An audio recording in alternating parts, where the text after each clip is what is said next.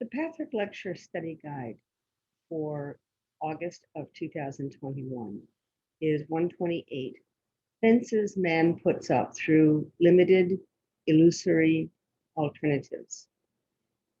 It's a follow-up from Patrick Lecture 158 on the ego and the obstructions that we put in our own ways and how we can't tell the difference between the ego level and the level of spirit. We get them confused. And once you do, it's hard to keep your priorities straight. It's easy to go down the road of ego concerns and not be relevant to what your soul is asking for, what you want on a deeper spiritual level. This lecture felt relevant as a follow-up because this is one of those practical lectures.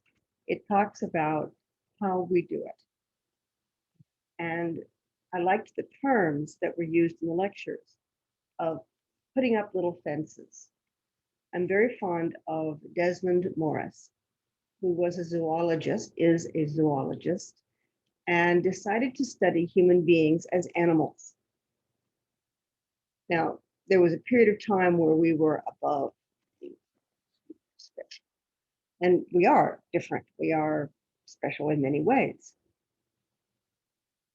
But to discount the animal part of our nature is to miss out on a very large portion of what makes us operate.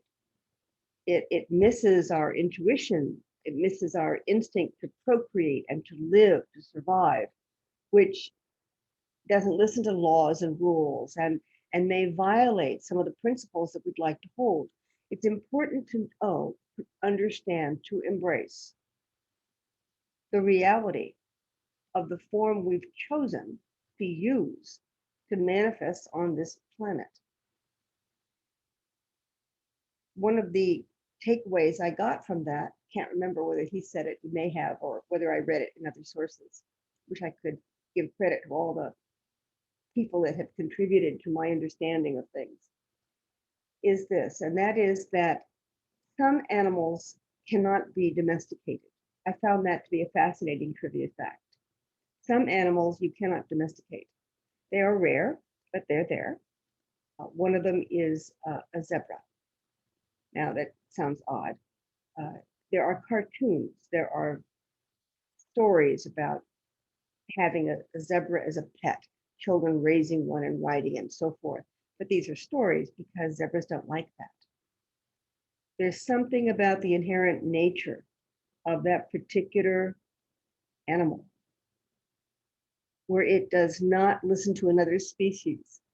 It listens to its own needs, and it will not cooperate with another species. You can't get it to do what you want it to do. Now, there are degrees of domestication in animals. I'm citing one that I read about, that I know about as an extreme. You just can't do it. There's no history of ever having a pet zebra do tricks. And then there's very few. There's some lions. There's some jaguars. There's animals in between. And then down at the other range of the spectrum are what we call domesticated animals: sheep, dogs, pigs, cats. A lot of animals can be domesticated, meaning that they will subsume their animal instincts to allowing another species to lead them, to allowing another alpha to become the pack leader for them. Sheep and cattle will allow dogs and horses, as well as people, to tell them what to do. They will cooperate with that. The reason I'm bringing this up is that man is a domesticated animal. Man allows others to determine what is best for him. Man cooperates. Man bows his head and works with the pack rather than doing his own thing. It's an innate part of who we are. And there are consequences to that. And that is that certain signals tell us to cooperate. Certain signals can be used against us to generate this spirit of cooperation. And this is part pack mentality. This is part uh, community building. There's a lot of elements here, but I bring in the fact that some animals simply don't do it to illustrate that there are choices sometimes that we don't realize we have because we are a certain kind of being. So taking that as a starting point, the fences that are spoken about in this lecture are the kind of fences that are illusionary. So the guide lists three, talks about uh, the illusion of rejecting the realities of cause and effect. Why is that an illusion? Because cause and effect is not interested in your perception of whether it's real or not. Cause and effect just is. Ignore it at your peril. I often use the example of gravity. When people say, oh, I don't like spiritual law, I don't agree with it. Okay. But spiritual law, the way I believe in it, the way I use it, the way I understand it, is a little bit like gravity. Ignore it if you want to, there will be consequences. Gravity is a force that exists. And if you ignore it, you'll fall down, you'll get hurt. Spiritual law, in my understanding, in my belief system, is a force. And if you attempt to violate it, there will be consequences. There will be negative karma. There will be, you can't break it, but you can be in a set, you can try to distort it. And therefore you wind up turning yourself into loops, attempting to distort something that can't be distorted. So back to rejecting the realities of cause and effect. In the world today, we have a lot of misinformation. And misinformation attempts to convince us something is true when it is not. There is a cause and effect that happens there. If you believe that something is true and you invest in it emotionally, financially, psychically, it can't hold. It has to disintegrate. It has to fall apart at some point because it's not real. Now, if it's true, it'll hold. But if it's not true, it has the potential for coming apart at any point. So there's a cause and effect when we reject the reality of cause and effect. That's a fence. The second fence is misconceptions and images. If I have a misconception of something, it prevents me from challenging it. I have a concept of something, so I accept that. That's a concept. I believe in that. And so I don't challenge it, and I work with it. And if that's not true, notice the similarity here. If it's not true, then I'm circling around something that's not true. Another story from my childhood that has had an impact on my entire life is a story from Albert Payson Terhune, dog story, about a dog that was born blind on a farm. And the family, he just didn't like it. So they thought, let's see if he can manage. And the dog managed. The dog had a prodigious intelligence and memory and was able to create a map in its mind of where everything was. And this is powerful, and it allows the dog to be free. It knows what not to run into. It knows how to walk around. It knows where it is and where it wants to go and how to get there. These are powerful tools. We should all have these tools. One day they were going to show the dog to some friends, so it was across the yard. And so they called the dog. And as the dog crossed the yard, he walked around a dozen invisible objects. A car that had been parked there one time, a rake that was left on the ground, a wagon that was discarded by a child. It had mapped all these things because it had bumped into them. And it did not know they were gone, and it did not recheck. So the dog's mind was filled with objects that it had to navigate that weren't there. As a survival technique, the dog was brilliant. Humans strive to be better than that. We strive to re-see the map. We strive to understand past, present, and future, and expedite and simplify and take advantage of things that are no longer there, things that are no longer in our way. Misconceptions and images can be seen as these kinds of things that we bumped into in our childhood. And because they hurt, they stung, it was an emotional event for us. We decide we'll never go there again. We'll evade it, we'll go around it, we'll treat it in a certain way, and we never look at it again. Now, once we do look at it, it stops being a misconception or an image. So even the term itself represents a construct that we've created or an understanding that we have that may or may not still be true. And part of the work in pathwork is to find out what's true and what's not. Poke around, see what's there. And then you find out one day that instead of gerrymandering your way across the yard, you can simply run across the yard. When you do that, you have to risk. Some things were real, are still present, but many things are not. So it's an exploration. It's an adventure to simplify one's emotional and psychic life. The third fence was dualistic either or choices. This is a big thing in pathwork. I talk about it all the time. When I hear people talk about a decision, very often what I hear is lip service to another choice, but all the energy is in one way. And what I interpret from that is that they have decided there's a choice, an or choice here, not an and, not something they can work with. There's an or choice here.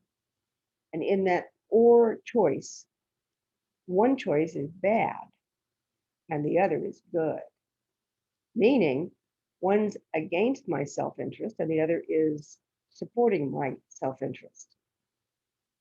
The simplest way to look at that is to grind it down to one choice is life affirming. My self-interest is life affirming. The other choice is death. This will diminish me. This will restrict me. This will not allow me to grow.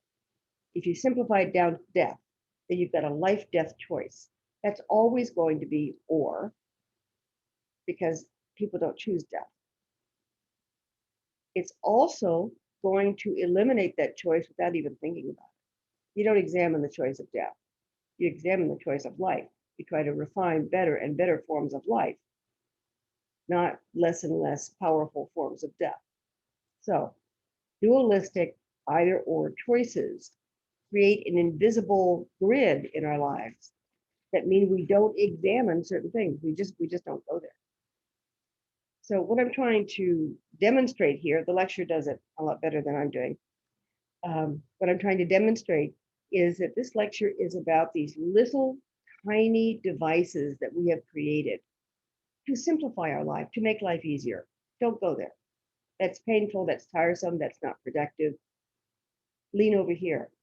And if I circle back around to the discussion of domesticity, a lot of domestic animals are easily controlled by fences that they could overcome if they leaned on them, if they pushed hard, they could break through that fence. They do when they're facing a life or death choice sometimes. But the acceptance of those fences is so innate that sometimes they don't think about the option of breaking through the fence. Sheep are notorious for being easily controlled in that way. You put a bar across something, the sheep don't go there. They just don't go. People do that. We use the simplest things. Think about your life in a community situation where somebody puts one of those little roly tape things from stanchion to stanchion. Unless we're running for our lives, we don't go past that. We go around it. It's invisible. Community request, don't go here, stand in line, go in this direction. And unless we have a reason, we tend to cooperate with that. We find that cooperation is life affirming.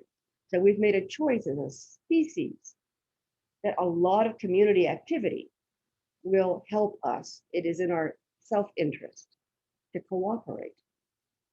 And the other example I come up with, I sometimes drive people crazy with all these metaphors and analogies, but to me, it's viscerally easier to understand if I think in terms of the story of Gulliver and the Lilliputians, where he gets washed ashore, and on this island he's a giant, and the Lilliputians are very, very tiny, but he's unconscious, and they decide the giant is threatening, so they tie him down with thousands and thousands and thousands of small ropes.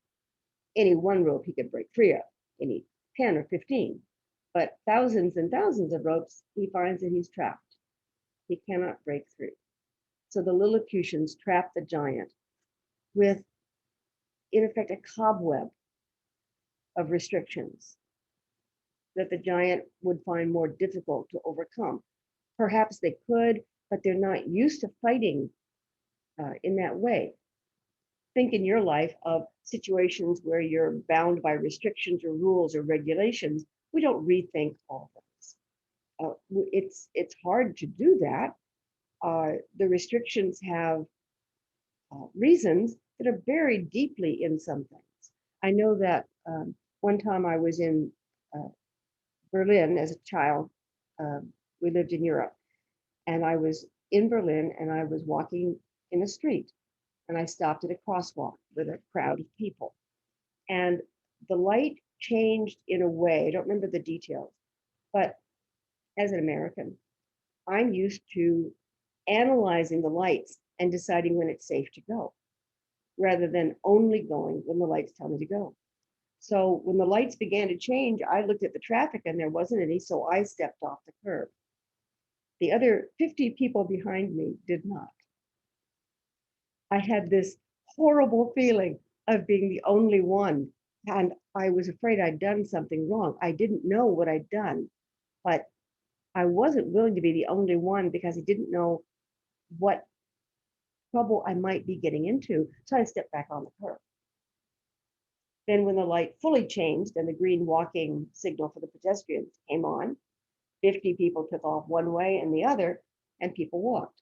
There was a respect for traffic laws in that culture that I was not used to. I now live in New York City, and nobody listens to traffic laws. Nobody listens to lights. We jaywalk, and I remember that moment of being in a culture where one cooperated with the pedestrian crossing sign and didn't think about the option to cheat or to personally interpret it.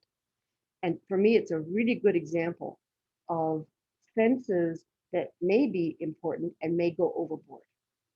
There's a time and a place where these are very important rules. There's a time and a place where you're sitting and there's absolutely no traffic and the light is against you, and you should be reasonably allowed to cross or make the choice to cross.